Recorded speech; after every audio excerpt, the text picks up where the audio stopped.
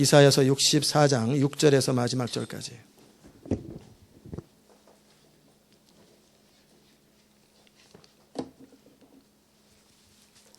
이사야서 64장 6절에서 마지막 절까지 제가 읽겠습니다. 대저 우리는 다 부정한 자 같아서 우리의 의는 다 더러운 옷 같으며 우리는 다 쇠폐함이 잎사귀 같으므로 우리의 죄악이 바람같이 우리를 몰아가나이다.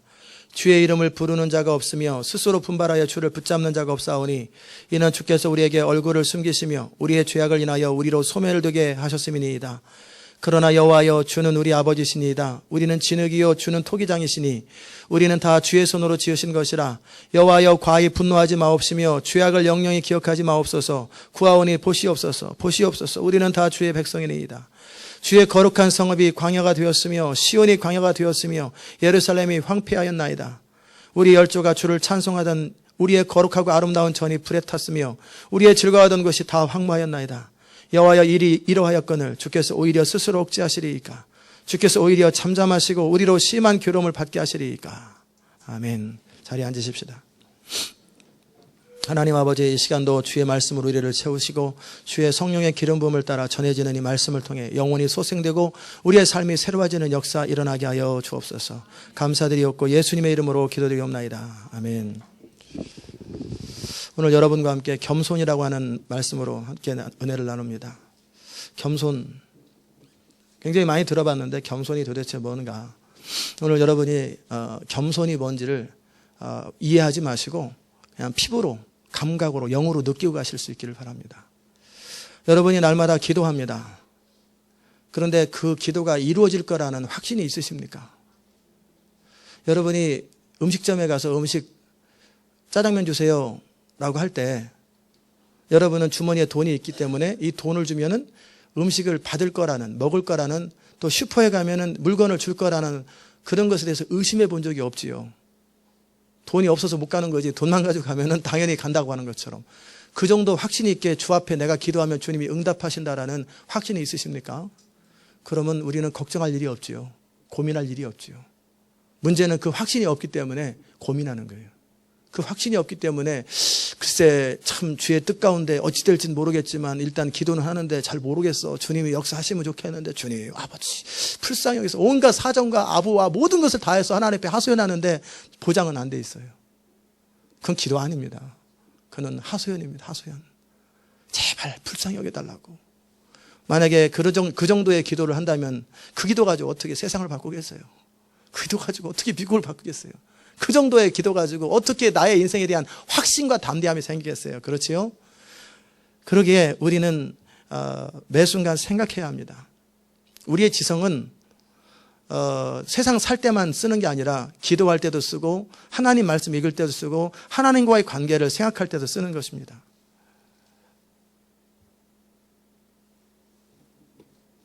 동시에 우리가 또 한 번 생각해야 될 것은 뭐냐면 하나님이 내 기도를 들으셔야 될 합당한 이유가 있는지 한번 스스로 입장 바꿔놓고 생각해 보면 분명히 생각이 납니다. 사람들이 참 저도 그렇고 잘 못하는 게 뭐냐면 입장 바꿔놓고 생각하는 게 잘 안 돼요. 꼭 종업원은 이제 계약이 딱 돼가지고 그러면 괜찮은데 일당 받고 이렇게 공사장에서 일하실 때 종업원의 다 불평은 뭐냐면 자기가 생각하는 것보다 돈을 조금 준다라는 거예요. 그게 항상 종업원의 고민이고, 그런데 주인의 입장에서는 나는 합당하게 줬는데 저 사람 불평이 많다라는 거예요. 그게 참 저도 그 아파트 공사를 제가 다 한 건 아니고 거기서 벽돌 날르고 이런 거 좀 하면서 분명히 일당 얼마를 받겠다고 얘기를 하고 갔어요. 그런데 한 달이 지나고 일주일이 지나고 돈을 받을 때 보면 꼭 제가 계산한 거랑 꼭 틀려요. 학원에서 강의를 하고 그래서 아르바이트를 하는데도 불구하고 시간당 얼마 주고 계산하면 딱 계산이 딱 나와가지고 얼마 받을 거라고 딱 생각하고 플러스 그 사람이 더 에너지를 조금 더 후하게 주는 것까지는 생각 안 하더라도 근데 꼭 모자라게 줘요. 항상 모자라게 줘요. 그러면은 속이 상해요. 그래서 이제 큰맘 먹고 찾아가서 참다 안 돼가지고 얘기를 하면은 또 제가 계산하는 방식과 그분이 계산하는 방식 항상 달라. 그분은 텍스트 띄고 뭐 띄고 다 띄고 줘. 근데 우리는 다 포함해가지고 토털을 달라고 그러고. 그러니까 서로 항상 이렇게 커뮤니케이션이 잘 안 되는 거예요. 그런 것처럼 하나님이 우리의 기도를 들으셔야 되는 이유가 있는지를 그냥 들어주세요라고 따지지 말고, 그냥 들어주세요 막 우기지 말고, 왜 들어줘야 될지. 만약에 네가 하나님이라면 너 축복하겠냐? 야, 네가 하나님이라면 너 같은 사람 진짜 축복하겠냐? 라고 손아볼 때 아니, 그러면 기도를 바꾸고 삶을 바꿔야 돼요. 자기가 생각해도 자기를 축복하는 거 이상할 것 같으면 하나님도 축복 안 합니다. 근데 문제는 속임을 당하니까 축복하는 게 합당하다고 생각하는 것 뿐이지. 그래서 생각하십시오. 기도할 때도 생각하십시오. 어떤 문제를 놓고 기도를 계속 하는데도 인생이 안 풀리거든. 둘 중에 하나예요. 시간이 더 필요하든지, 아니면 기도 잘못했든지, 아니면 삶이 문제가 있든지. 그러면 정신을 차리고 그냥 무조건 버티지 말고 진지하게 생각해 보셔야 돼요. 그러면 답이 나옵니다. 제가 참, 여러분은 아마 저보다 설마 저 강단에서 설교하는 저 목사가 저 정도의 인생을 살아왔을까라고 생각할 수 있겠지만, 저는 제 자신을 생각할 때 참 똑똑한 것 같은데 미련하고 참 어리석은 인생을 많이 살았어요. 인생이 하도 안 풀리고 마음에 원하기는 원하는데, 소원은 강렬한데 인생이 안 풀리니까 제 마음속에 무슨 편법을 써서라도 하나님이 역사해 줬으면 좋겠어요. 그래가지고 하나님이 좀 그냥 좀 해주세요. 꼭 조건 따지지 말고, 이거 따지지 말고 그냥 축복해 주세요. 그냥 축복해 달라고. 그럴 때가 참 많았어요. 그런데 하나님은 눈 하나 깜짝 안 하세요. 하나님이 역시 여러분 깜빡깜빡 거릴지 생각해 보셨어요? 깜빡깜빡 할까? 아니, 이렇게 잊어먹는 거 말고 눈을 지금 처음 생각해 봤는데 깜빡깜빡 하실까? 근데 눈 하나도 깜짝 안 하세요. 제가 공부를 하는데 실력은 없지, 점수는 잘 맞고 싶지. 그래가지고 기도했어요. 하나님, 제가 하나님을 사랑하고 하나님 뜻대로 살려고 하고 주의 일 열심히 하는 거 아시지 않습니까? 그런데 제가 진짜 이 시험을 잘 봐야 되는데 능력은 안 되고 점수는 잘 맞아야 되는데, 주님, 정말 세상에서는 아버지가 자식 이렇게 밀어주기도 하고 막 그러는데 좀 도와주세요. 그래서 제가 원하는 대로 도와주세요. 제가 연필을 4개로 만들어가지고 굴려가지고 6개짜리인데 그 2개는 X표를 쳐놓고 여기는 아니다. 1, 2, 3, 4니까 돌리는 거예요. 그래가지고 제가 원하는 번호가 1번에 몇 번 이렇게 해서 맞으면 그렇게 해서 점수가 나와서 100점 맞게 해주세요. 주님 믿습니다. 주님 역사할 거 믿습니다 하고, 그런데 혹시 그랬다가 잘못되면 안 되니까 체크업을 해봐야 되겠다 해서 문제를 쫙 봤어요. 그래도 아는 문제 한 문제는 나오잖아요. 그래서 이거는 확실히 안다. 이건 답이 뭐다. 그리고 그거에 대해서 돌려봤어요. 틀린 거 나오는 거예요. 그러는 순간에 이거 안 도울 거라는 확신이 딱 드는 거예요. 하나님이 안 돕겠구나. 이렇게. 이게 그래도 점검해봤으니까 다행이지. 이것도 덮어놓고 기도했으니까 밀어붙여 하면 저 빵점 맞습니다. 안 돼요. 그래서 그냥 시험 보면서 계속 그냥 문제를 푸는 게 아니라 짜증이 나는 거예요. 좀 도움이 됐지. 그냥 도와주지. 왜 안 도와줘? 도와주지 그냥. 그런데 제 마음속에 드는 생각이 있었어요. 그러면 다른 애들은 뭐냐? 다른 애들은 뭐냐? 공부하는 애들은 뭐냐? 열심히 최선을 다하는 애들은 뭐고, 너는 그런 식으로 두면 이게 공평이냐? 정말 그래요. 하나님은 하나님의 자녀들을 요행이나 편법이나 어떻게 슬쩍슬쩍 그렇게 하지 않더라고요. 강하게 만드시고, 그래서 세상에서 그 누구보다 부족함이 없도록 만들어주시지, 얼렁뚱땅 슬쩍 넘어가서 그냥 안 되는 것 같다 땜빵 해주고, 마치 제가 여러분에게 종종 말씀드린, 전 실제 그랬다니까요.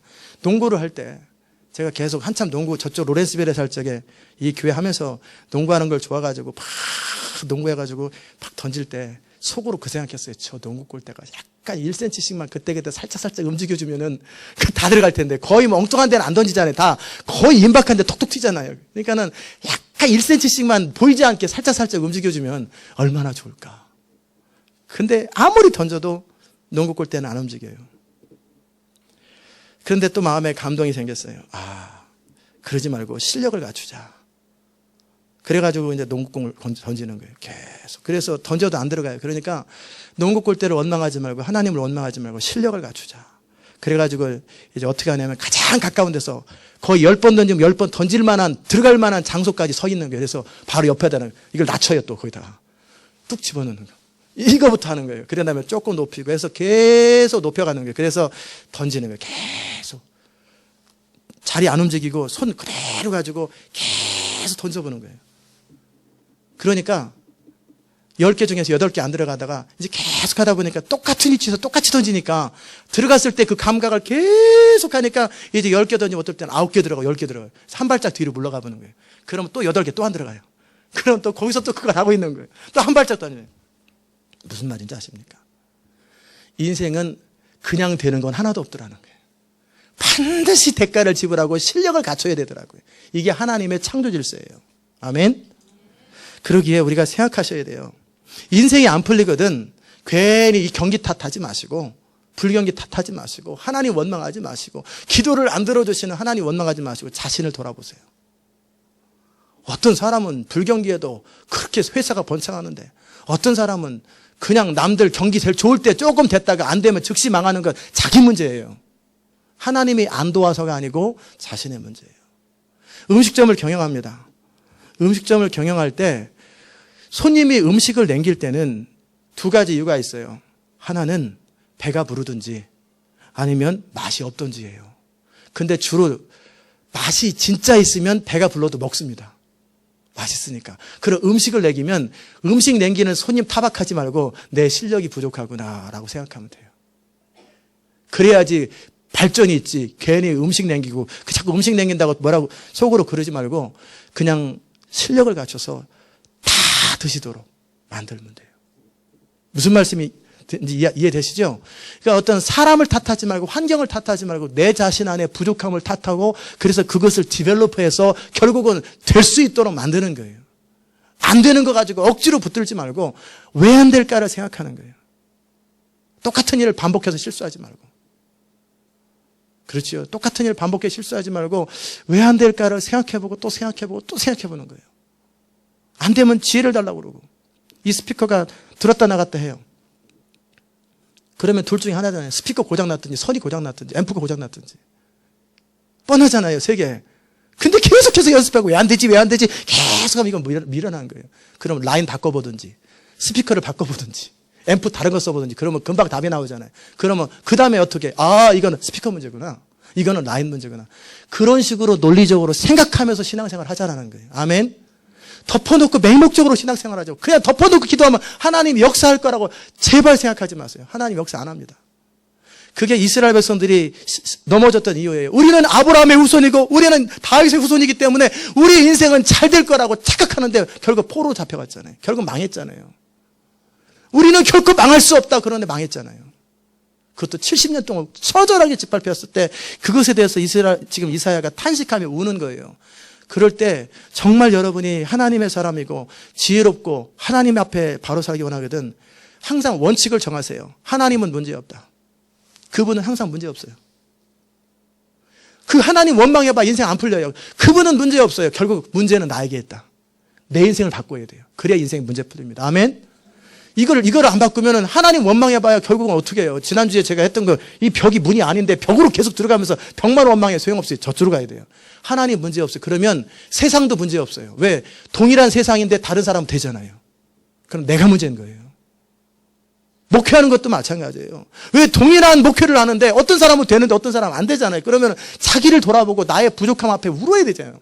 근데 괜히 하나님이랑 화소연하고 뭔가 때가 되겠지. 뭔가 때가 됐으면 진작 됐지.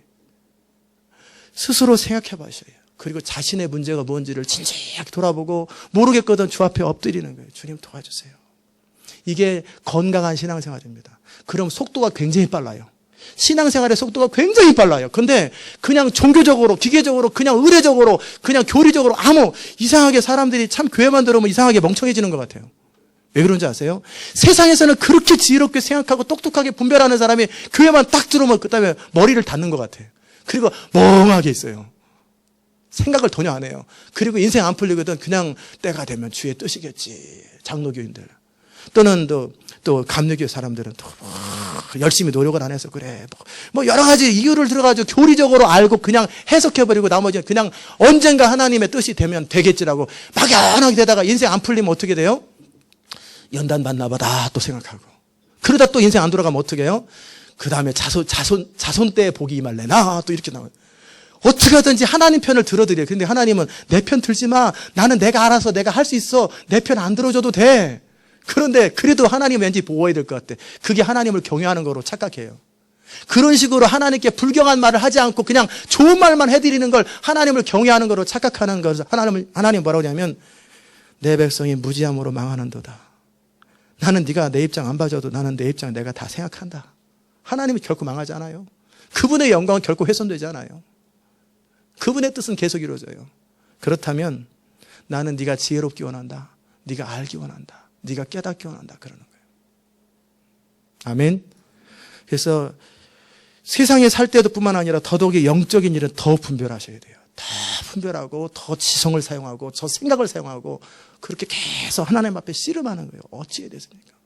정말 저는 그래요. 어떤 문제를 놓고 기도할 때 안 되면 왜 안 될까? 왜 안 될까? 안 되면 안 되는 이유를 가르쳐 주세요. 막 그리고 제가 성경 읽을 때 가르쳐 주세요. 문제는 결국 하나님 문제 없으니까 내가 뭐를 해야 될지 어떻게 될지 저를 가르쳐 주세요. 고치겠나이다. 말씀하소서 고치겠나이다 하면서 계속 그렇게 씨름하면 하나님이 가르쳐 주시더라고요.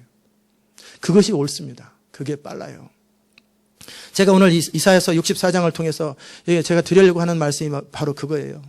1절을 보십시다. 64장 1절. 원컨대 지금 이사야의 고백은 뭐냐면 이스라엘 백성과 성전이 회파되면서 이들이 비참하게 되어 있는 그들의 모습 바라보면서 탄식하는 눈물이에요. 원컨대 주는 하늘을 가르시고 강림하시고 주 앞에 산들로 진동하시기를 불이 섭을 살며 불이 물을 끓음 같게 하시고 주의 대적으로 주의 이름을 알게 하시고 열방으로 주 앞에 떨게 하옵소서. 우리가 늘 이런 기도하잖아요. 영광을 부으소서, 권능을 부으소서, 능력을 부으소서. 그렇게 만약에 우리 교회가 죽을 때까지 저 목숨 70이 다 될 때까지 그 기도만 하고 있다고 생각해 보세요. 그건 something wrong이잖아요. 그렇잖아요? 어쨌든 그건 우리의 소원이고 이들의 소원이에요. 하나님의 능력과 하나님의 권능을 나타내소서라고 그랬단 말이에요. 자, 3절 보십시다. 주께서 강림하사 우리의 생각 밖에 두려운 일을 행하시던 그때에 산들이 주 앞에서 진동하였사오니 홍해가 갈라질 때, 반석이 갈라질 때, 이집트를 무찌를 때, 사사기 시대 때 블레셋을 무찌를 때 그 모든 주변 나라들이 덜덜덜 떨었단 말이에요. 그 능력 어디 있습니까? 주 5회 4절에 자기를 악망하는 자를 바알신이 그런 적도 없고 아세라신이 그런 적도 없는데 자기를 악망하는 자를 위하여 이런 일을 행한 신을 예로부터 들은 적도 없고 들은 자도 없고 귀로 깨달은 자도 없고 주로 눈으로 본 자도 없나이다. 이 말이 뭡니까? 하나님은 전능하시고 능력 자체는 있는 분입니다. 하나님은 문제가 없습니다. 그렇다면 왜 이런 능력이 지금 발휘되지 않습니까? 그럴 때 이 이사야는 정직하게 자신을 돌아봅니다. 5절입니다. 주께서 기쁘게 의를 행하는 자와 주의 길에서 주를 기억하는 자를 선대하시거늘 이게 원칙입니다. 주께서 기쁘게 의를 행하는 자와 주의 길에서 주를 기억하는 자를 선대하시거늘 우리가 범죄함으로 주께서 진노하셨사오며 이 현상이 인생 안 풀리고 나라 안 풀리는 현상이 이미 오래됐사오니 우리가 어찌 구원을 얻을 수 있으리까? 이 현상은 내가 범죄하는 범죄가 계속되고 그로 인해서 어려움이 생기는 거예요. 이사야는 정확하게 바라봅니다. 하나님이 누구신지를 인정하셨고 두 번째는 그 하나님 앞에서 이 역사가 이 이스라엘과 이 시대가 자신의 인생에 왜 이렇게 힘든지를 생각하고 하나님은 문제 없는데 그렇다면 뭐가 문제일까를 생각해 보니까 우리가 죄를 졌다라는 거예요. 우리 이사야서에서 제가 이사야서를 참 강의하면서 너무너무 이사야서를 좋아하게 됐어요. 그전에는 이사야서 어렵다고만 생각했는데 이사야서 이제 한 두세 주밖에 안 남았잖아요. 너무너무 좋아하게 됐어요. 너무 정직하고 너무 분명하고 너무 사리 분별이 뛰어나요. 여호와의 손이 짧아서 구원하지 못함도 아니고 너희 죄악이 하나님과 너희 사이 죄를 가려서 그렇다. 그런 말을 해주고 진짜 하나님이 기뻐하는 금식은 금식하면서 이렇게 금식하는 나를 안 들어주고 배겨? 그러면 제가 뭐라고 그랬어요? 배긴다 하나님은. 그랬잖아요. 안 들어준다니까요. 하나님이 진짜 기뻐하는 금식은 흉하게 결박을 풀어주고 가난한 자를 도와주고 없는 자를 도와주고 친척들을 무시하지 아니하고 할 도리를 다 할 때 그게 금식이다라고. 얼마나 클리어하게 설명하는지 몰라요. 그렇게 정확하게 설명하는 이사야서. 그리고 시온의 백성들, 그 말씀을 들은 시온의 백성들의 삶은 지금쯤이면 완전히 바뀌었어야 되는데 저는 바뀌었을 줄로 믿습니다. 바뀌었을 거예요. 그죠? 이사야가 정확하게 보는 거예요. 그리고 이 모든 어려움들은 하나님 앞에서 우리의 문제였습니다. 이걸 뭐라고 합니까? 겸손이라고 그래요. 겸손. 이사야 43장에 보면은 내 의를 내게 변론하라. 내 의를 내게 변론하라. 신앙생활을 맹목적으로 그냥 덮어놓고 어떻게 되겠지 이렇게 단순하게 샤머니 선앙당에 불 떠다 놓고 절하듯이 그래가지고 안 되면 정성이 부족한가? 뭐를 더 부족한 복채를 더 내야 되나? 더 열심히 기도해야 되나? 이런 식으로 생각하지 말고 선은 어떻고 본론은 어떻고 결론은 어떻고 내가 뭐를 묻고 정확하게 생각하면서 하나님 앞에 물어보고 모르면 지혜를 달라고 하고 성경을 읽어가면서 덮어놓고 신앙생활 하지 말고 항상 펴놓고 성경을 펴놓고 신앙생활 하자라는. 이사야서는 그렇게 합니다. 네 의를 변론하라. 네 의를 변론하라. 네가 할 수 있는 건 뭐고 네가 할 수 없었던 건 뭐고 네 악함은 뭐고 네 문제는 뭔지를 속지 말고 숨지 말고 정확하게 생각해 보라는 거예요. 저는 여러분이 정직한 신앙인 되시기를 주의 이름으로 축원합니다. 그저 샤머니즘 신앙생활 하듯이 어떻게 되겠지 하나님 역사하시겠지 그래도 하나님 날 사랑하시는데 역사하시겠지. 분명히 역사하십니다. 징계를 통해서 분명히 역사하세요. 분명히 역사하십니다. 심판을 통해서. 그리고 처절하게 깨어짐을 통해서 울부짖게 만드십니다. 이게 역사하심입니다. 그리고 나서 어떻게 해요? 자기를 돌아보게 하십니다. 그리고 자기를 돌아보고 그런 다음에 어떻게 해요? 바로 서도록. 이게 역사하심입니다. 만약에 아까 제가 말씀드린 것처럼 연필 굴려요. 그런데 답이 딱 맞았는데 100점 맞았다고 생각해 보세요. 그러면 제 라이프 태도는 어떻게 되겠어요? 항상 연필 굴리겠죠.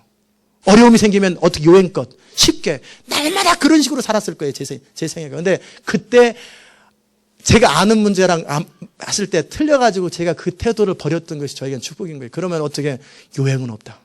우연은 없다. 반드시 심은 대로 거둔다. 그 사실을 제 마음속에 새긴 거예요. 농구 골 때 절대 안 움직여요. 실력을 갖춰야 돼요. 정말 하나님 앞에서 내 의를 변론하라는 건 뭐냐면 정직하게 자기를 살피고 나의 잘못은 뭐고 나의 한계는 뭐고 나의 슬픔은 뭐고 나의 문제가 뭔지를 그대로 살펴서 하나님 앞에 서는 자세예요. 6절 보십시다. 대저 우리는 다 부정한 자 같아서 우리의 의는 다 더러운 옷 같으며 우리는 다 쇠폐함이 잎사귀 같으므로 우리의 죄악이 바람같이 우리를 몰아가나이다. 이게 이사야서의 결론이에요.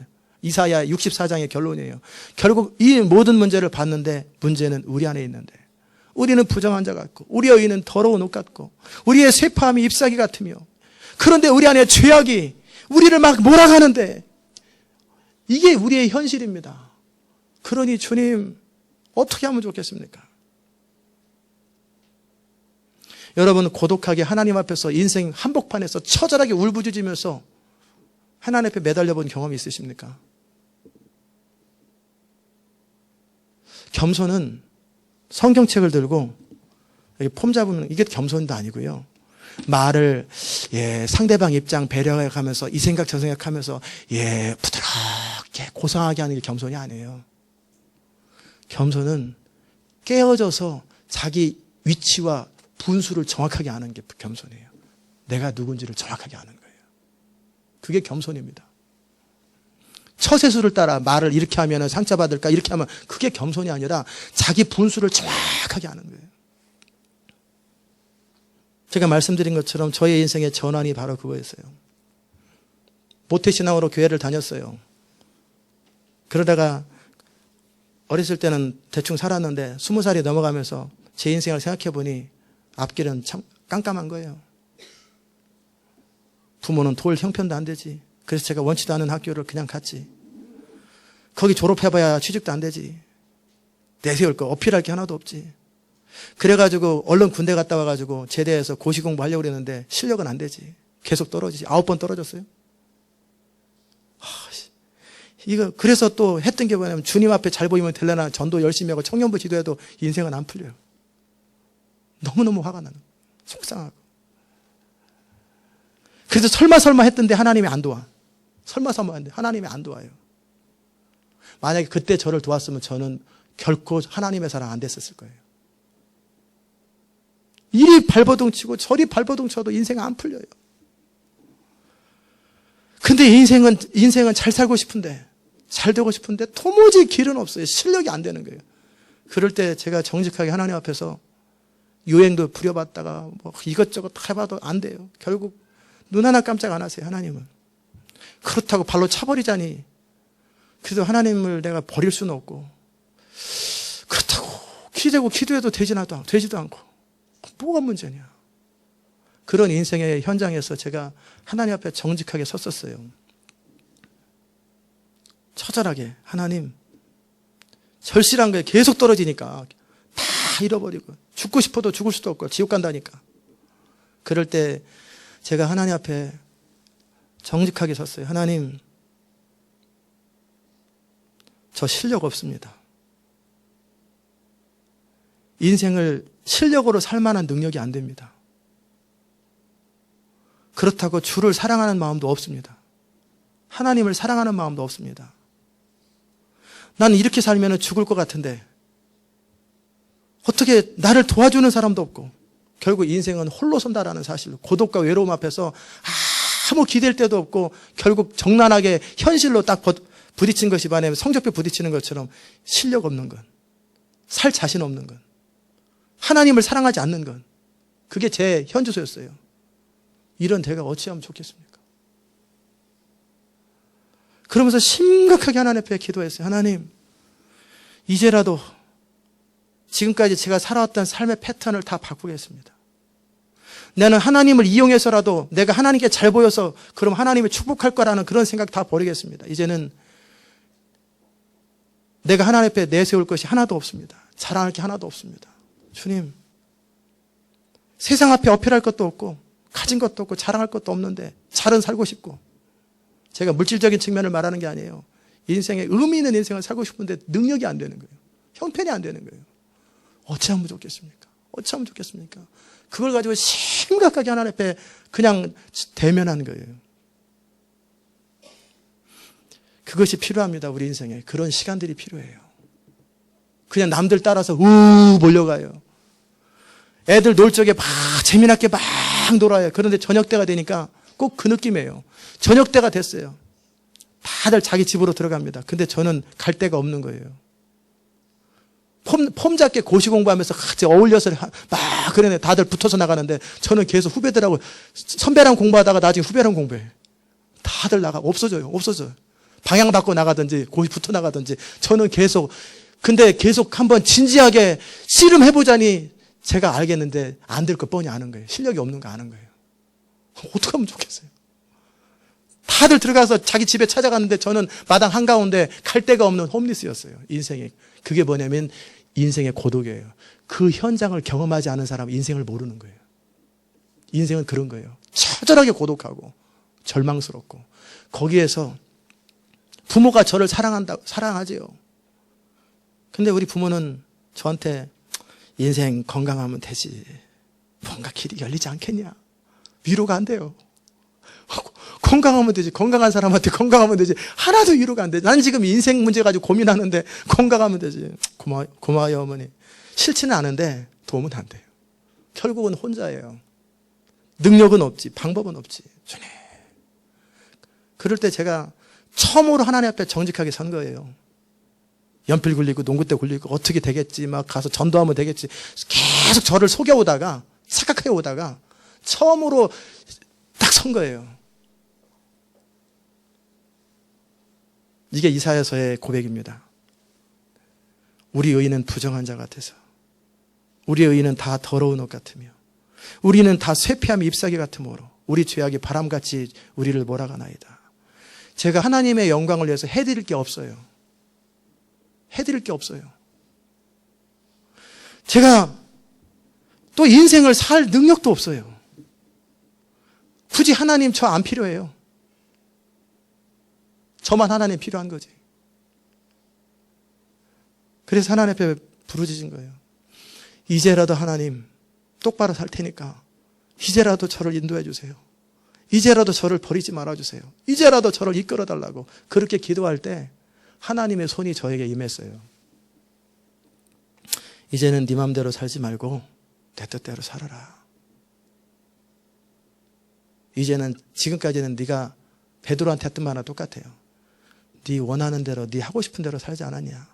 그러지 마라. 그 결과가 이거 아니냐? 네 이거. 이제는 내가 너의 주인 되게 하고 나의 뜻대로 살아라. 그래서 제가 샤워를 하고 무릎을 꿇고, 하나님, 오늘부터는 저는 주의 것입니다. 저는 실력 없는 사람이고 능력 없는 사람이고 저는 한 여자를 아이들을 한 가정을 이끌 만한 수준도 안 되는 사람이고 저는 누구한테 영향력을 미칠 수 있는 형편도 안 되고 방법도 없고 인생 실패한 사람입니다. 그러나 하나님 이런 나라도 주님이 혹시라도 사용하시기 원하신다면 제 인생을 주 앞에 내어드립니다. 그리고 무릎 꿇고 하나님 앞에 기도했어요. 울면서 나를 받아달라고. 제가 예수님 영접하고 나서 이야기예요.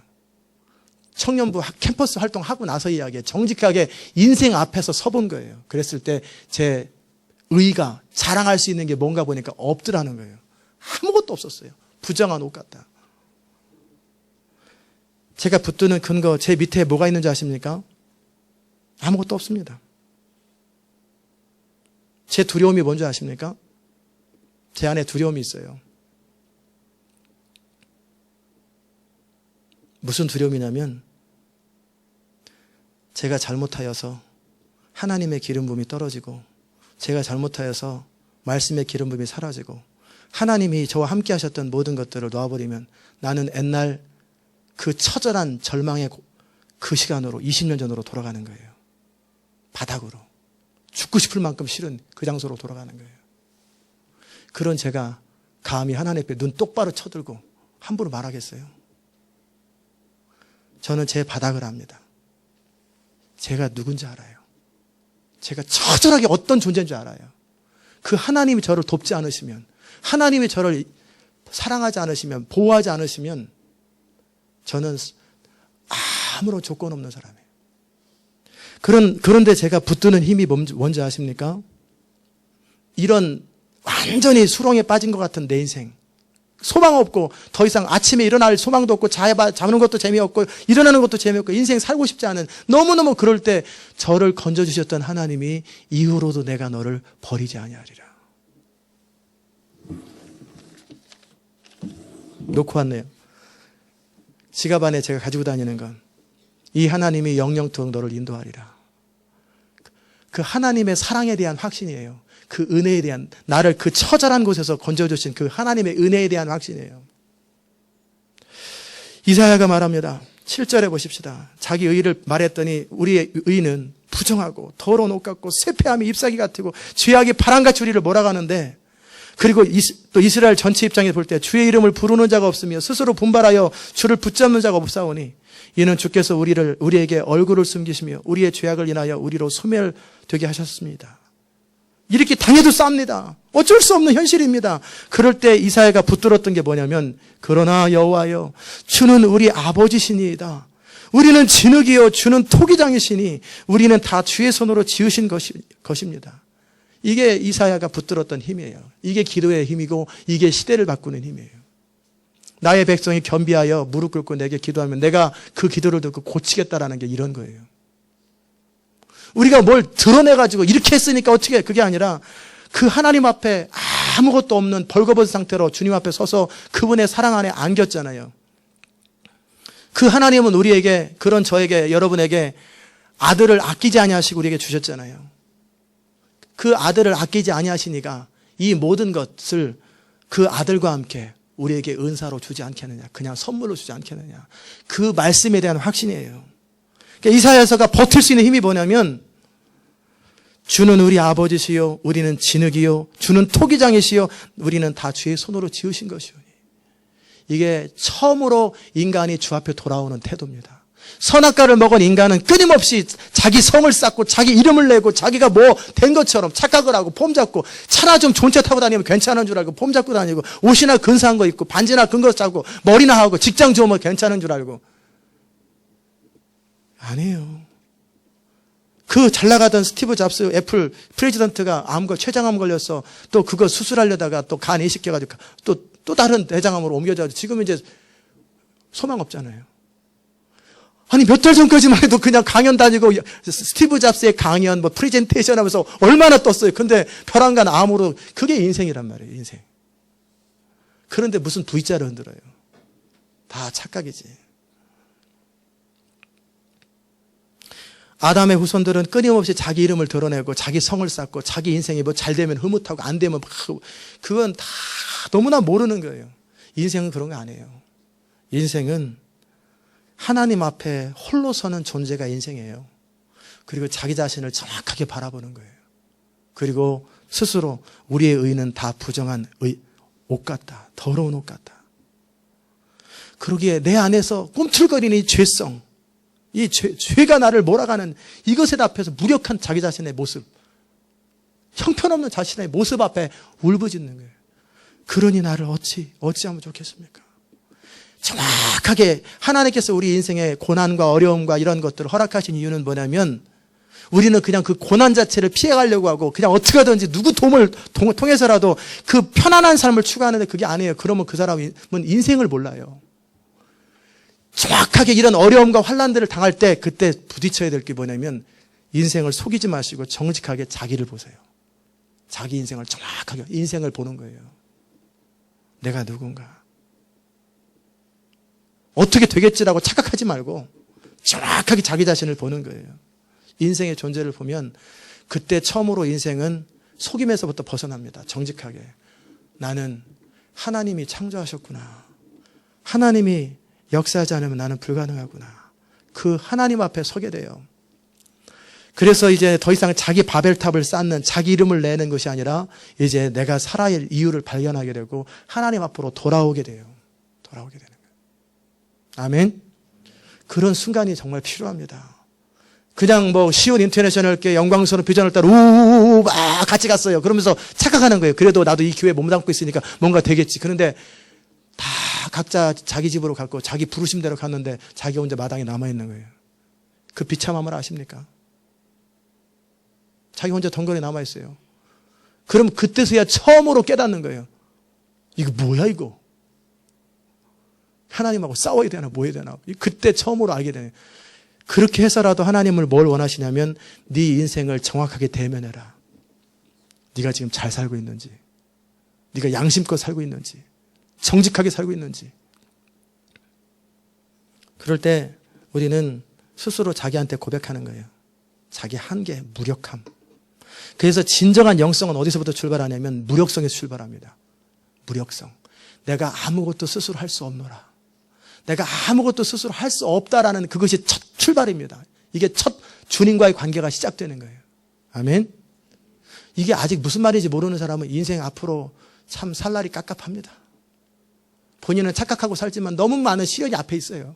너무나 많은 고통이 계속 아직 남아있어요.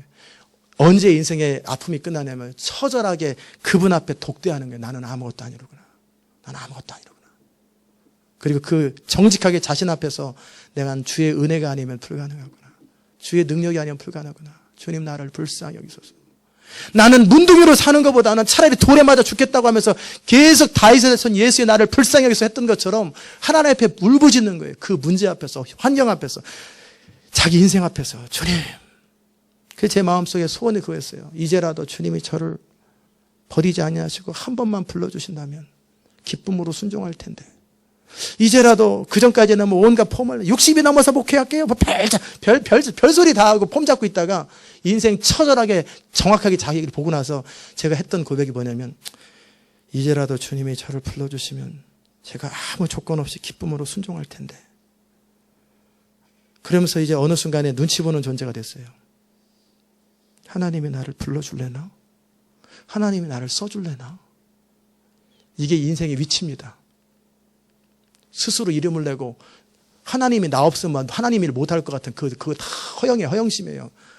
하나님 앞에서 정말 주나를 박대하시면 나는 갈 곳이 없습니다. 천부의 의지 없어서 손 들고 옵니다. 그게 인생의 본질이에요. 그러기에 우리는 의지할 분이 주님밖에 없고 자랑할 게 아무것도 없는 거예요. 그게 인생의 첫 출발입니다. 그때서부터 인생이 뭔 줄을 처음 알기 시작하는 거예요. 그동안 다녔고 성경 공부했던 모든 것은 그냥 워밍업이에요. 그때 단독적으로 하나님 앞에 독대했을 때 처음으로 인생이 뭔 줄 알게 되는 거예요. 그런 날이 여러분에게 속히 오시기를 주의 이름으로 축원합니다. 예, 이미 오신 분들은 괜찮고요. 그 말은 뭐냐면 인생에서 절망하라는 거죠. 인생 안 풀리고 힘들고 어렵고 고통당하고 절망해가지고 한계에서 울부짖으라는 그 말이에요 지금. 근데 여러분 아멘 하셨습니다. 그러면 그때서부터 자유가 시작돼요. 날아가기 시작해요. 내가 사는 것이 아니라 내 안에 그리스도가 사는 게 뭔지를 진짜 알기 시작해요. 정직하셔야 돼요. 그럼 우리가 뭘 붙드냐면 여호와여 주는 우리 아버지시니다. 우리는 진흙이요 주는 토기자시니 장이시니 우리는 다 주의 손으로 지으신 것이라. 9절 보십시다. 이 태도를 가지고 나서 중보기도를 하는 거예요. 여호와여 과히 분노하지 마옵시며 죄악을 영영히 기억하지 마옵시며 구하오니 보시옵소서 보시옵소서 우리는 다 주의 백성이니이다. 말라기 백성들은 하나님 우리를 언제 사랑했어 이러잖아요. 그런데 이사야는 안 그러잖아요. 보시옵소서 기억하시옵소서. 우리 죄악을 기억하지 마시고 불쌍히 여기소서. 이 완전히 태도가 겸손해졌지요. 주의 거룩한 성읍들이 광야가 되었으며 시온조차 광야가 되었으며 예루살렘이 황폐하였나이다. 우리 열조가 주를 찬송하던 우리 거룩하고 아름다운 전이 불에 탔으며 우리의 즐거워하던 것이 다 황무하였나이다. 여호와여 일이 이러하거늘 주께서 오히려 스스로 억제하시리까. 우리가 우리의 어떤 의로움을 드러내기 위해서 그런 것도 아니고 우리가 잘했다는 것도 아닙니다. 우리의 의는 더러운 옷 같고 우리는 스스로를 극복할 수도 없는 부족하고 한심하고 우리의 죄악이 우리를 바람같이 몰아가는 이럴 수밖에 없는 존재인데 주님 그럼에도 우리를 불쌍히 여기소서. 그럼에도 우리를 불쌍히 여기소서. 이게 기도자예요. 이게 하나님 앞에 서는 자세예요. 아멘. 그런데 어떻게 감히 큰 소리를 치겠어요? 어떻게 감히 하나님 앞에 큰 소리를 치겠어요? 삿대질해 가면서 눈 똑바로 뜨면서 하나님이 안 들어주면 안 하지 마. 그건 아직 덜 맞아서 그래. 자기 인생을 정면으로 직시 못해서 봐 그래요. 처절하게 고통당하면 혹시라도 주나를 박대할까. 주나를 박대하시면 갈 곳이 없습니다. 그러면 이제 드디어 하나님의 일을 할 준비가 되어 있는 거예요. 하나님은 겸손한 자들에게 은혜를 베푸신다고 그랬어요. 교만한 자들을 물리치십니다. 교만한 자는 뭐냐면 스스로 자기 안에 뭔가 건덕지가 있어요. 자랑할 게 있어요. 그래도 내가 뭐 마지막 배짱 부리는 거 있잖아요. 그런 거. 그건 아직 교만해서 그런 거예요. 그런 것이 다 사라져버리고 무력해지는 거예요. 철저하게 파워레스, 능력 없는 거예요. 무력한, 무능한 한계 앞에 서는 거예요. 그리고 그럼에도 불구하고 주 앞에 서서 주님이 행하실 것을 기대하면서 기다리고 있는 거예요. 그게 바로 쓰임받을 준비라는 거예요. 그게 쓰임받을 준비예요. 그리고 주님이 그런 사람에게 은혜를 베푸십니다. 이게 겸손인데 겸손한 자에게 은혜를 베푸세요. 그러면 그 사람은 결코 자기를 자랑하지 못합니다. 결코 자기를 자랑하지 못해요. 우리 교회 주신 비전이 다 이루어지고 수많은 사람들이 수시로 CNN과 팍스뉴스와 전 세계 카이로 텔레비전, 이스라엘 무슨 텔레비전 다 방송이 들어와도 자랑할 수가 없어요. 자랑할 수가 없어요. 주의 신이 떠나면 나는 원래 어디로 들어가요? 옛날로 20년 전으로 들어가기 때문에. 그러니까 자기 바닥을 알아야 돼요. 자기 바닥, 근본 바닥이. 내 바닥이 뭔가. 거기서부터 신앙을 주님과 함께 하나씩 하나씩 출발하는 거예요. 그전에는 하나님과 딜도 합니다. 주님이 저에게 이렇게 축복하시면 제가 이렇게 할게요. 주님이 역사하시면 이렇게 할게요. 한 번만 살려주면 딜도 하고 별거 다 했습니다. 아직 신앙 출발 안 한 사람들이, 이 사람들은. 완전히 바닥 앞에서 주님 은혜를 제가 자랑할 거 하나도 없습니다. 내세울 거 하나도 없습니다. 나의 의는 부정한 흙 같습니다. 그러나 내가 유일하게 붙드는 것은 주님의 은혜와 사랑을 붙듭니다. 주님 나를 도우소서. 거기서부터 주님과의 관계가 하나씩 하나씩 빌드업 되는 거예요. 하나씩 하나씩. 그러면서 주님 안에서 확신들, 컨펌들이 계속 되는 거예요. 결국 우리 믿는 자들이 버틸 수 있는 힘, 믿음의 근거는, 배짱의 근거는 뭐냐면 하나님의 은혜에 대한 확신이에요. 아무것도 자랑할 것이 없는 저에게 건져주신 하나님의 은혜, 그 은혜에 대한 확신이, 그게 배짱인 거예요. 그 증거로 십자가 예수 그리스도를 주신 것처럼. 시온의 백성 여러분, 자랑할 거 없습니다. 우리가 정말 시온의 비전을 붙들었고 또 주의 종을 통해 선포되는 약속을 붙들은 건 그냥 붙들고 싶어 붙들었습니까? 마음 같아서 진즉 떠났지. 근데 하나님께서 붙들어 주신 거예요. 하나님 여러 붙들어 줘. 그것조차도 자랑하지 마세요. 우리가 붙들 수 있는 것은 자격 없는 자에게 베푸신 하나님의 은혜예요. 그런 태도로 살아가는 게 뭡니까? 겸손입니다. 겸손은 해야 되기 때문에 겸손이 아니라 겸손할 수밖에 없는 거예요. 바닥이 없기 때문에. 은혜만을 자랑하는 거예요. 이런 자에게 하나님께서 계속 은혜를 베푸세요. 계속 은혜를 베푸세요. 그런 자의 기도를 하나님이 들으시는 거예요. 시온의 백성 여러분들 안에 그런 축복들이 넘쳐나기를 주의 이름으로 축원합니다. 기도하십시다. 하나님 아버지 감사합니다. 우리는 주의 것입니다. 창세로부터 지금까지 우리는 주의 것입니다. 영원토록 우리는 주의 것입니다. 정말 우리는 자랑할 것도 없고 내세울 것도 없는 존재입니다. 우리는 큰 소리 칠 자격도 없고 주님 앞에 뚝심 부릴 자격도 없는 자들입니다. 주님이 놔버리면 그저 끈 떨어진 연처럼 가서 어디 구석구에서 잠시 날아가지만 처박혀서 짓밟힐 수밖에 없는 인생입니다. 이것이 인생인데 그런 우리에게 예수 그리스도를 통하여 하나님의 자녀 되게 하시고 우리에게 구원을 허락하신 하나님, 그 은혜가 얼마나 감사하고 그 은혜가 얼마나 크고 놀라운지요. 우리가 일평생 그 은혜 가운데 거하게 하시고 겸손하게 하소서.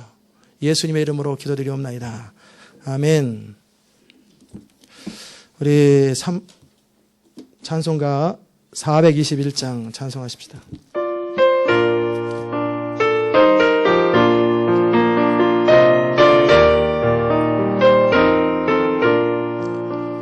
나는 갈 길 모르니 주여 인도하소서.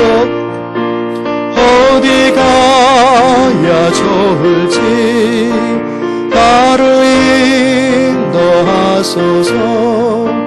어디 가야 좋을지 나를 인도하소서.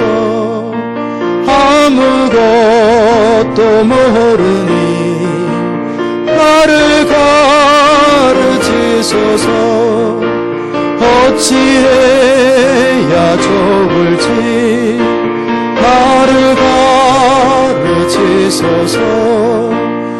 어찌해야 좋을지 나를 가르치소서. 아기같이 어리니 나를 도와주소서. 힘도 없고 약하니 나를 도와주소서. 힘도 없고 약하니 나를 도와주소서. 마음이 심히 슬프니 나를